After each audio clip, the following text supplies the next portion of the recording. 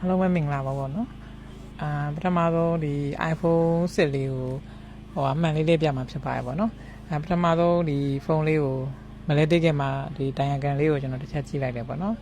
တိုင်ယကန်လေးကိုချက်ကြည့်ပြီးသွားပြီဆိုရင်သူကဘယ်နေရာမှာဖာရှိရဆိုတာသိသွားပြီသိသွားတဲ့ကြောင့်မလို့ကျွန်တော်တို့ကဒီကင်မရာနေရာမှာကျွန်တော်တို့ကကင်မရာမှာသူကကြိုးလေးပါလို့အောက်ကနှလုံးကိုဖြုတ်ပြီးတော့အမှလက်လေးနဲ့ထောက်ပြီးတော့ဒီလိုနေထားလေးပေါ့နော်ဒီလိုနေထားလေးကင်ပေးရပါတယ်ကင်ပေးရတယ်ဆိုတာအပေါ်မှာတော့ဒါကြိုးလေးတွေပါလို့ပေါ့နော်ဒီကြိုးလေးပါအဲ့လိုမျိုးလေးပေါ့ဒီကြိုးလေးပါပြီးတော့ဒီမှန်တဲ့ဒီဟိုဟာပုတ်ကိုခွဲလိုက်တယ်ပေါ့နော်ဒါတော့ပုံပြပေါ့ဒါတော့ဒီကြိုးလေးတွေပါဟုတ်နောက်ပြီးတော့ကျွန်တော်ဒီမှန်တစ်ကိုကျွန်တော်ယူလိုက်တယ်ပေါ့နော်ဟိုအဲ့ဒီခုနပြောတဲ့ကင်မရာကြိုးလေးတွေကိုဒီမှန်ရဲ့ထိတ်မှာပြန်ပြီးတော့တက်ပြီးရပါတော့ဒါကျွန်တော်ဖြုတ်တဲ့ပုံလေးတစ်ချက်ပြန်ပြပေးရပါခုကျွန်တော်ဖြုတ်တာတော့ဒါ iPhone 6ပေါ့နော်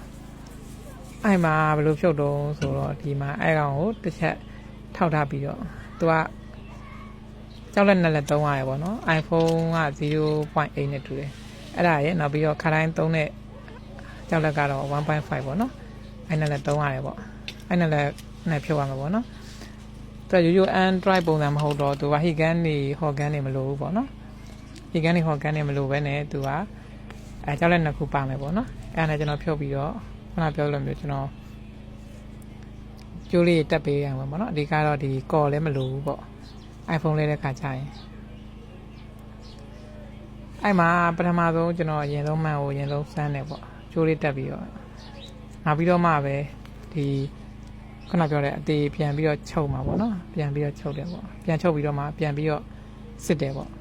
အပွားနေပြီးတော့လက်ကလေးနဲ့အသားလေးပြန်ဖိချပြီးတော့ပြန်တက်ရတာပြီးမှပဲပေါ်ကအဖုံးလေးခွာလိုက်တာပေါ့နော် iPhone ကကော်မလို့တဲ့အတွက်ကြောင့်မလို့သူကပေါ့ပါနဲ့သူကပြန်ကတ်သွားပါတယ်ဟုတ်ပေါ့ပါနဲ့သူကဘယ်လိုပြောမလို့သူကဟိုကြောက်လက်လေးနဲ့လက်နဲ့ပဲသူကပြန်ပြီးတော့